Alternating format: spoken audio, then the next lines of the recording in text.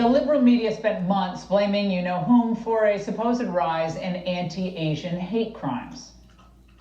A nationwide outcry over the rise in anti-Asian rhetoric and violence, an increase fueled in part by Donald Trump over the last year and perpetuated by his followers. President Trump himself created a rhetorically violent environment for Asian American folks. It's just another variant of white supremacy this country was founded on. Can always count on Al, but just like that, the media's outrage over the plight of Asian Americans has suddenly gone poof.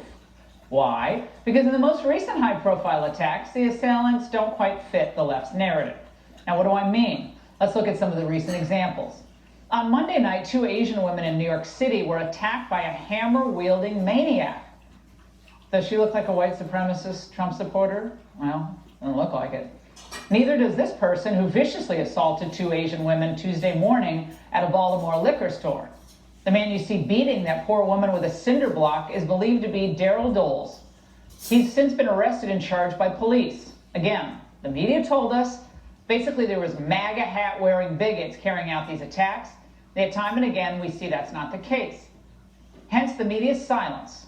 But perhaps they're also silent because the soft-on-crime policies they champion are responsible for some of these heinous attacks.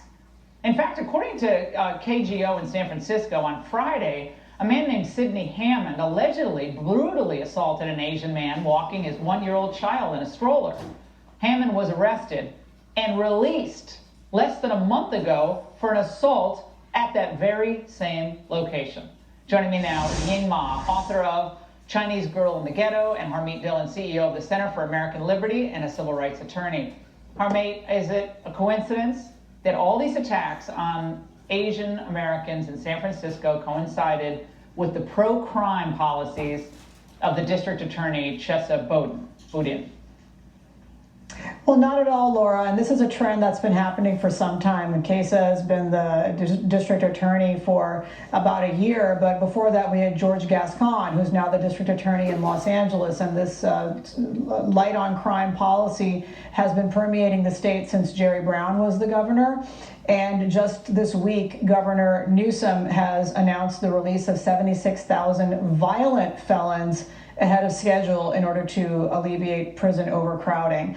What we are seeing here is Asian Americans really being thrown under the bus by Asian American and other Democrat leaders. I mean, San Francisco actually has quite a bit of Asian representation in our legislature and at the top of our city government, and nobody is standing up for these victims, and so they are the victims of this new woke culture, and nobody is advocating for their rights. That's what I'm saying. They don't really care about the Asian Americans and what's happening to them. They're only using those crimes in order to try to make a political point. And de Blasio, by the way, and his administration, they think they're going to keep their Asian community safe from all these hate crimes. Watch. The City Artist Corps is going to employ artists. As part of the comeback in New York City, we're investing $25 million. A series of posters that were put all over the city portraying Asian American Pacific Islanders individuals with messages combating Asian discrimination. The presence of arts and culture and community makes for safer, healthier, and more cohesive communities. Ying, got some art is going to keep the Asian Americans safe, but less police.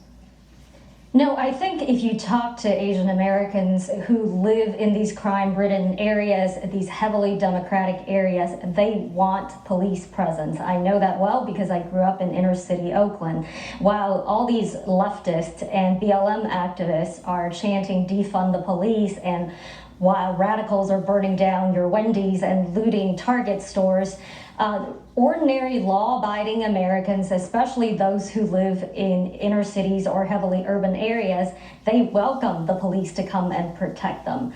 And so I think what we need is we need officials, political leaders who will actually uphold law and order. Now, Laura, let me actually get to something you said earlier about the media and the Democratic leaders being silent. I am actually not so sure that they have become silent. What they have done is that continued to pretend that they are on the side of the victims while refusing to identify the race of the attackers. And so they continue to blame Trump, they blame systemic racism, they blame white supremacists, and the facts just don't bear that out. But meanwhile, all kinds of leftist Asian organizations and activists have raised a lot of money with that rhetoric, and it is irresponsible, and it is also not going to solve the horrific crimes that are affecting our communities. No, they are dividing America, and they're making America more dangerous at the same time, Harmeet. So it's divide and endanger Americans. And by the way, just what Ying said, another witness to another attack against Asian Americans in San Francisco this week spoke up about what she's hoping for and what she's worried about. Watch. I kind of worried because my back was turned. It could have been me instead. With a pretty big knife, it got knuckles on the handle. All I see is the feathers came out of her jacket. So I'm very sure that she got sliced. We walked away like nothing happened, like Sunday morning. How does that make you feel? Unsafe, and feel like we do need more officers patrolling. Harmeet, this has to backfire on the Democrats, or these cities are just never coming back in our lifetime. Well, Laura, picking up on what Ying just said, I completely agree. The attacker of those two elderly women, both of whom are in the hospital, attacked somebody just a couple of months ago with a pair of scissors the same way. Both of those ladies are in the hospital, and our prosecutor is offering them a pilot program of emotional support once they get out of the hospital. That's what's going to happen. And, the Asian American leaders are not just lying about it being this is MAGA country as an attacker like Jussie Smollett. They're actually demagoguing and gaslighting Asian victims and telling them that they're being racist and fanning the flames of a racist trope of black Asian hatred if they speak up and blame or name the actual people who are committing these crimes. Now, I don't want to demonize all people, one side or the other, but if you are lying about the problem, you will never solve the problem, and that is exactly what's happening in San Francisco, New York, Oakland, that's all a big Los Angeles, and throughout our inner cities. No, all right, Ying and Harmeet, thank you. We'll keep following this.